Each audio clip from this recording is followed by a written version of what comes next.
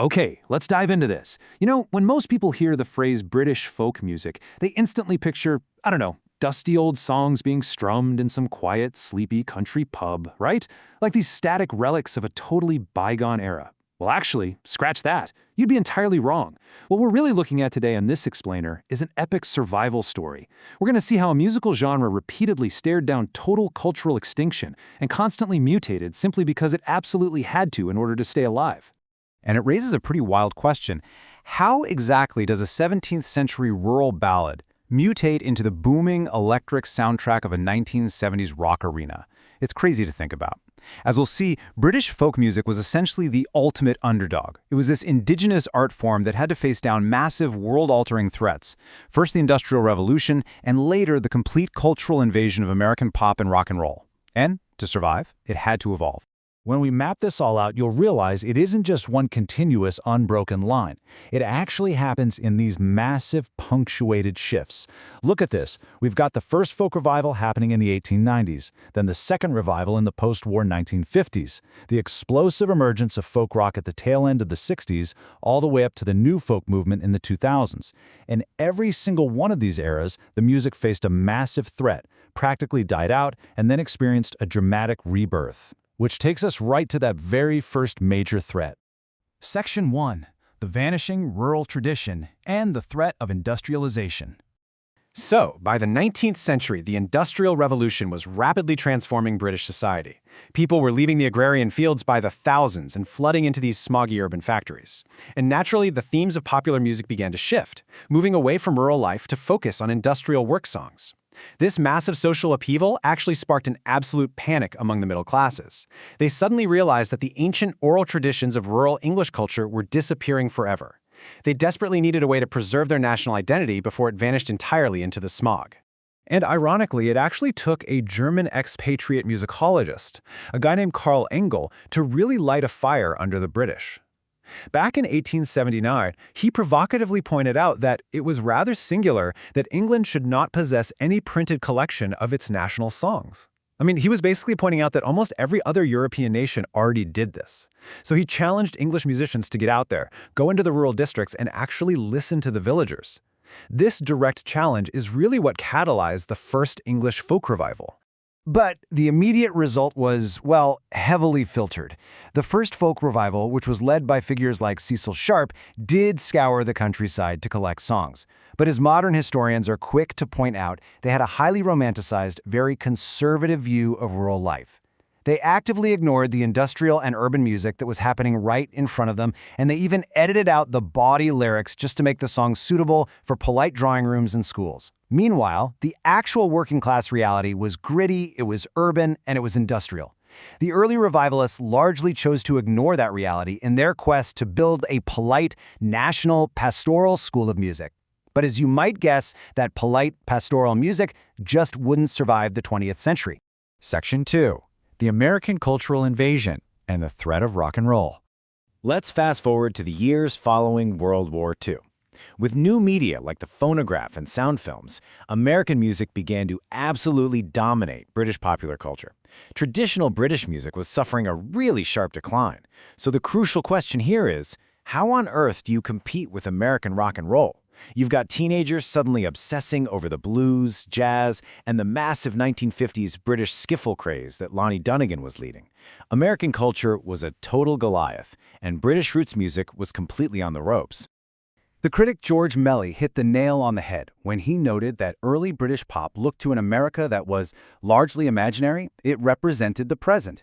The worship of all things American basically became a religion for young, progressive Brits.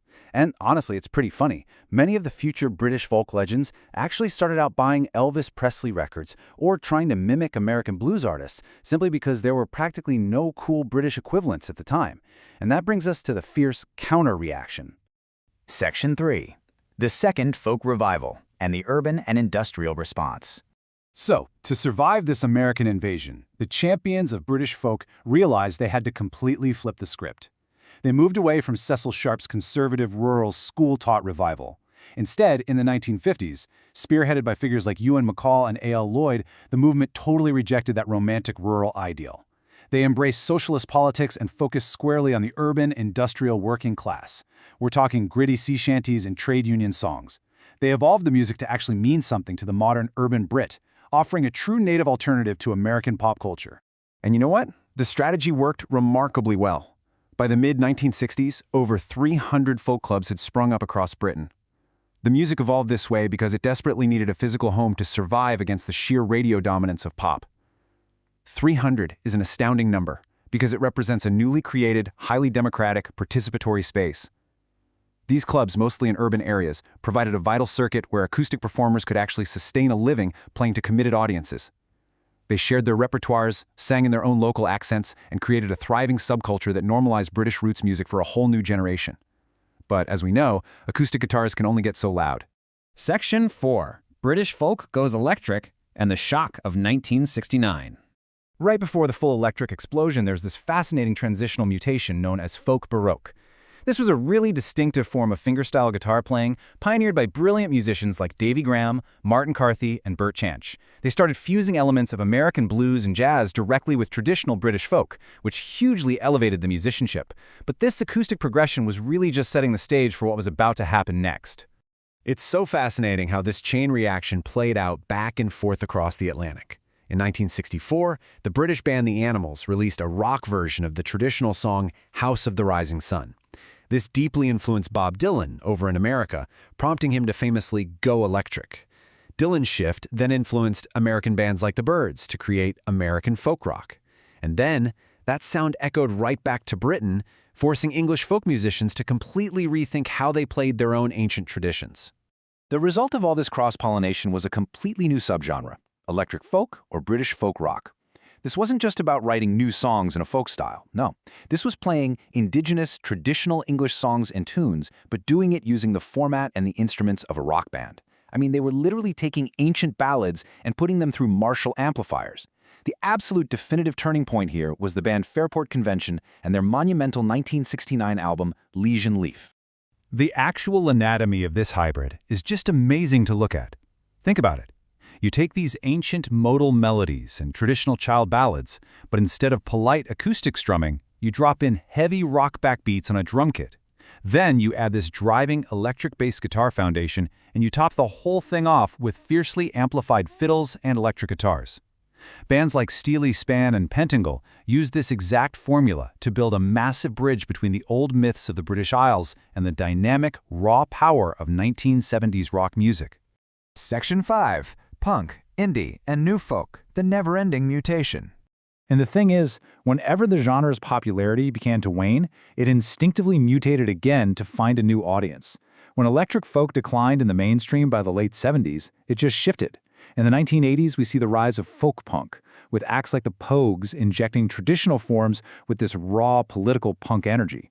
Then, in the 1990s, the pendulum swung right back to a traditional resurgence, spearheaded by artists like Eliza Carthy, who brought acoustic performance back to real critical acclaim. And by the 2000s, it crossed right over into global indie rock with the new folk scene, bringing traditional instruments to massive, massive audiences through bands like Mumford & Sons. So, the crucial takeaway from this explainer is that British folk music was literally never a static relic. Every single time it was threatened, whether by the smoke of industrial factories, by the swagger of Elvis, or just by shifting modern tastes, it adapted. It evolved because it had to. It morphed to serve the brand new cultural needs of its listeners, ensuring that it would never, ever be forgotten. Which leaves us with one final really fascinating question to ponder.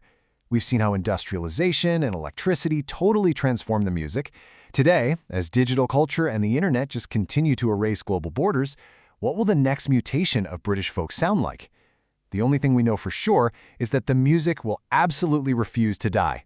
Thanks so much for joining me on this deep dive into the resilient world of British folk. Keep listening and keep exploring.